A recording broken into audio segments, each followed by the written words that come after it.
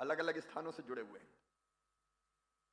नाम मैं इसलिए नहीं ले रहा कि किसी का नाम अगर छूट जाए तो ठीक नहीं होगा, क्योंकि मेरे मंत्री साथी ये उज्जैन वाले दिखाई दे रहे हैं, मोहन जी से लेकर पारस जी तक, अध्यक्ष जी से लेकर वरिष्ठगण तक। और इसलिए चाहे वो इंदौर हो, उज्जैन हो, ग्वालियर हो, बुरहानपुर हो, बुरहानपुर में भी हमारे वरिष्ठ नेता सारे मुझे दिखाई दे रहे हैं, चाहे वो अर्चना जी हो। दोनों चीजें, एक स्ट्रीट वेंडर को लोन भी मिले, गारंटी सरकार लेगी, ब्याज हम भरेंगे, लेकिन उसके साथ साथ व्यवस्था बनाने में उनका स्थान हम सुनिश्चित, ये दोनों काम हो सकते हैं। रोजगार के साधन जरूरी, शहरों में रोजगार ज्यादा मिलता तो लोग शहरों में आएंगे, आने तो शहर में। गांव का स्वरूप ही बदलने की कोशिश कर रहे हैं, स्मार्ट विलेज की भी हमारी कल्पना है, लेकिन शहर की प्लानिंग में ये छोटे छोटे व्यवसायियों का भी स्थान होना चाहिए। और वो भूपेंद्र जी के नेतृत्व में बहुत ठीक दिशा में हो रहा है। स्मार्ट सिटी में हमने इंक्यूबेशन सेंटर की स्थापना भी इसलिए की कि हमारे नौजवान बेटे बेटियों को इनोवेशन का मौका मिले। स्वच्छ भारत मिशन में आप जानते हैं कि हमारे 296 निकाय ODF प्लस आए।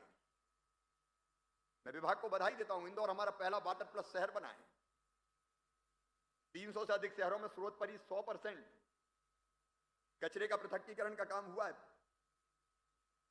और 75% जो सॉलिड वेस्ट था उसका पुनर्चक्रण किया जा रहा है। लैंडफिल साइट की स्थापना हुई है। बस आधारित इंटरसिटी पब्लिक ट्रांसपोर्ट को बढ़ावा दिया जा रहा है, और गुड गवर्नेंस की दृष्टि से भी कई काम विभाग ने किए।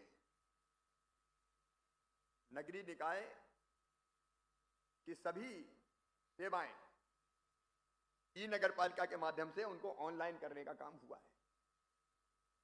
भवन अनुज्ञा, बिल्डिंग परमिशन, ये कठिन काम है, कई बार उलझ के रह जाते हैं लोग, चक्कर लगाने पड़ते थे। अभी विभाग ने समय सीमा को 30 दिन से घटा के 15 दिन में देने का फैसला किया। इसका प्रभावी क्रियान्वयन भूपेंद्र जी देख रहे हैं। हमने इसके साथ साथ ही कंपाउंडिंग की, थोड़ा बहुत ज्यादा बन गया, अब बन गया तो पूरा तोड़ने की जरूरत नहीं है, थोड़ा पैसा लेकर रेगुलर हो जाए। एक नहीं, ऐसी अनेकों योजनाएं विभाग ने बनाई है जो अपने आप में महत्वपूर्ण है,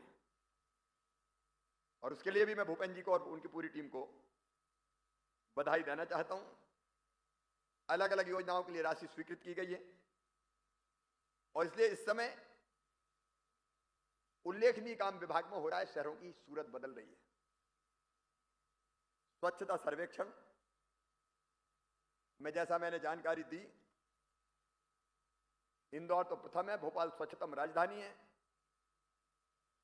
स्मार्ट सिटी मिशन अंतर्गत इंडिया स्मार्ट सिटी कॉन्टेस्ट के अंतर्गत हमारे उत्कृष्ट राज्य को 11 उत्कृष्ट पुरस्कार प्राप्त हुए हैं। मैं उनके विस्तार में इंदौर, उज्जैन, बुरहानपुर, माननीय मुख्यमंत्री जी सबको देख पा रहे हैं और बातचीत कर रहे हैं। सभी जगह टेक्निकल टीम ध्यान दें, थ्रू रखें चैनल को। Thank you.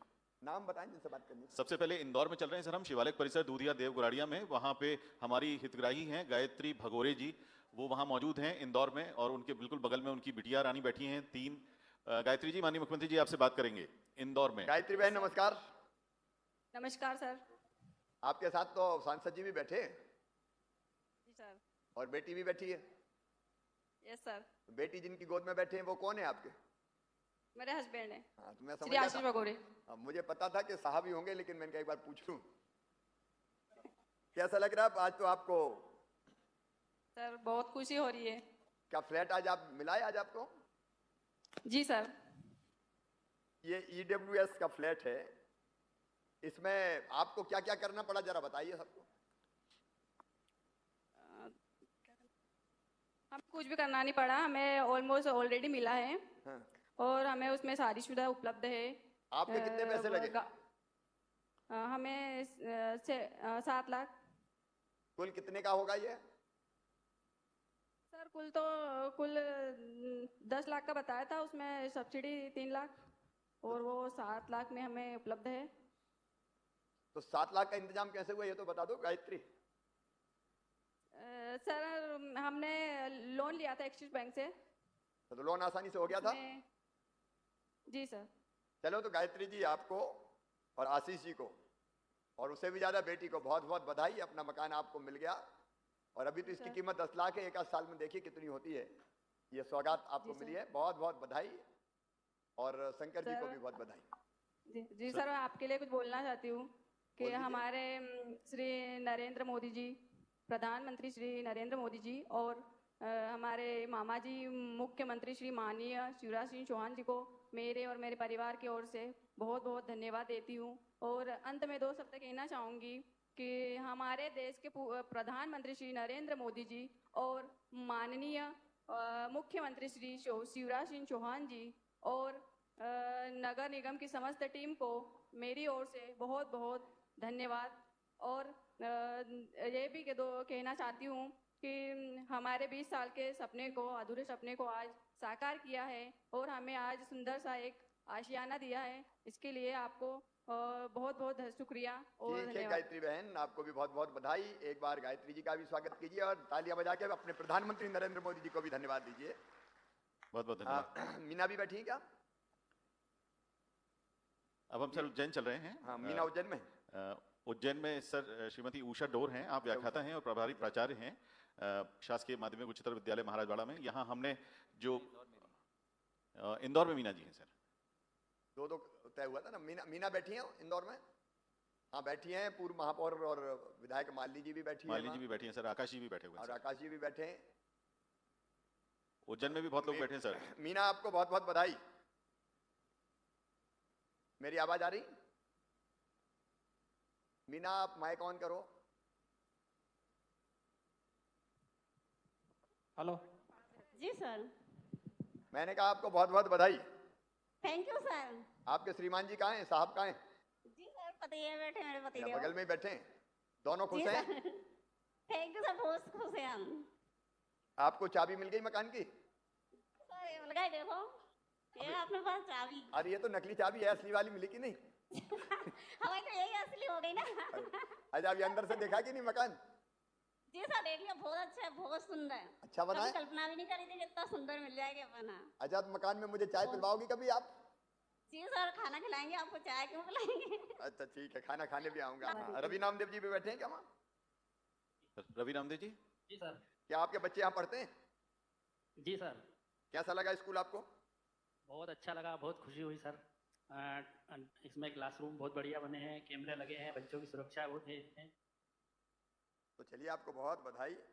आप अपने बच्चे इस स्मार्ट स्कूल में पढ़ेंगे और बेहतर शिक्षा हम लोग दे पाएंगे सुविधाओं के माध्यम से। उज्जैन वासियों को भी बहुत बहुत बधाई।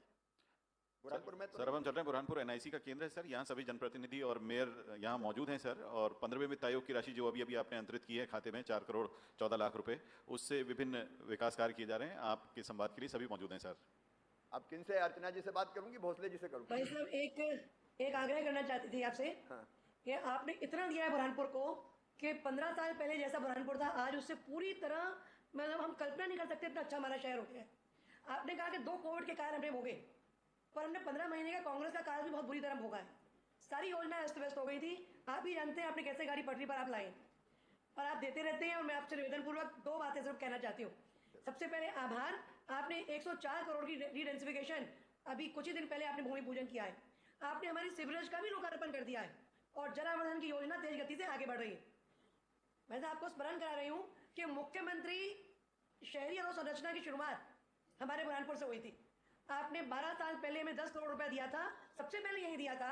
आप कृपा करके 15 करोड़ रुपया रीडेंसिफिकेशन का देने का कष्ट करें, जिससे रेस्टोरेशन का बचा काम हम पूरा करेंगे और शेष काम हमारे निर्माण के चलते रहेंगे और मामा जी को हम सब याद करते रहेंगे। आप ये बात कही कम से कम 12 साल पहले के 10 करोड़ रुपया आपने याद रखे। शहर के लिए भी 10 करोड़ रुपए दिए थे। शहर के लिए तो दिए थे।